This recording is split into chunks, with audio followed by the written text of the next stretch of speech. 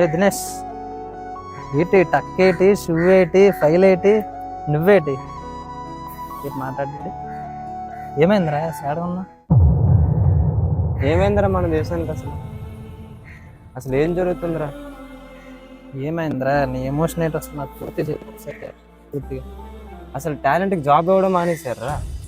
ఈరోజు జాబ్కి వెళ్ళాను రా, లాస్ట్ రౌండ్ వరకు వెళ్ళాను. నాకు రావాల్సిన జాబ్ వేరేవాడు ఎవడో కొనేసుకున్నారా. అసలు నాకు జాబ్ వస్తుంది రాదు కూడా తెలియట్లేదురా. ఇంకా ఇప్పుడు మళ్ళీ నెక్స్ట్ టైం మళ్ళీ జాబ్కి వెళ్తే మళ్ళీ ఇంకొకటి కొనేసుకుంటాను. ఇదే రిపీట్ అవుతుందిరా.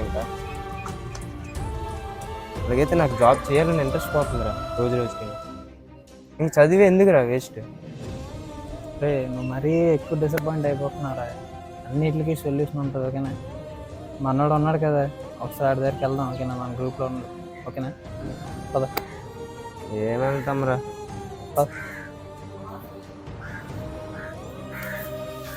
రైట్ రా.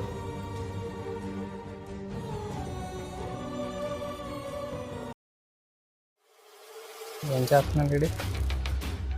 మనీ ఏయ్,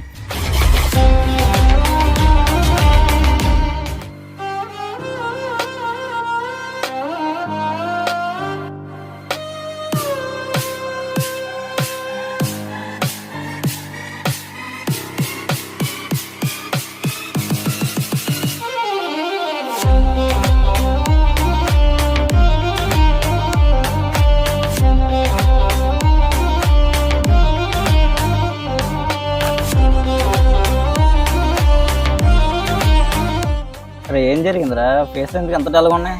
ఏం జరిగిందిరా? ఇదిరా జరిగింది.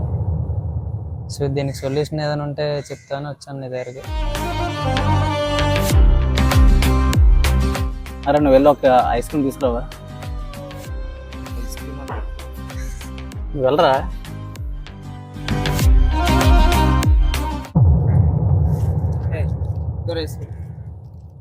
దా వచ్చి కూర్చో ఇక్కడ.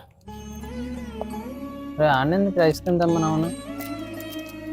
ఇప్పుడు ఈ ఐస్ క్రీమ్ నేను ఇక్కడ తెమ్మన్నా కాబట్టి దగ్గర 10 అడుగుల డిస్టెన్స్లో ఉంది. చాలా ఫాస్ట్గా ఇచ్చావు. కానీ నీకు విజయం రావాలంటే కొన్ని 10 అడుగులు, 100 అడుగులు, 1000 అడుగులు, కొన్నిసార్లు లక్షల కోట్ల అడుగులు కూడా వేయాల్సి వస్తుంది. నీకు నశించిపోకుండా ఉండవలసింది మాత్రం నీ ఓపిక ఓకేనా? నువ్వు వెళ్ళే దారిలో నీకు ఎన్నో దెబ్బలు తగులుతూ ఉంటాయి. బాడీకి ఎన్ని దెబ్బలు తగిలితే బాడీ అంత గట్టిపడిపోద్ది. అలాగే నువ్వు వెళ్ళే దారిలో ఫెయిల్ అవుతూ ఉంటావు చాలాసార్లు. నువ్వు ఎన్నిసార్లు ఫెయిల్ అయితే నీ విజయం అంత దగ్గరగా చేరుకున్నట్టు అన్నమాట విజయానికి ఓకేనా? దీన్ని బట్టి ఆలోచించు మరి.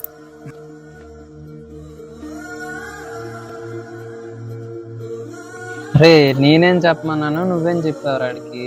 ఆడికి అర్థమైంది లేరా? ఆడు ఏం చేయాలో చూసుకుంటాడు ఇంకా.